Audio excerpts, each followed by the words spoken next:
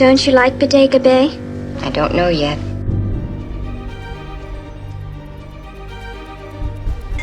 Didn't you see the lovebirds? If you're interested, I was pushed into that bomb. What do you think they were after, Miss... Daniels, I think they were after the children. For what purpose? To kill them.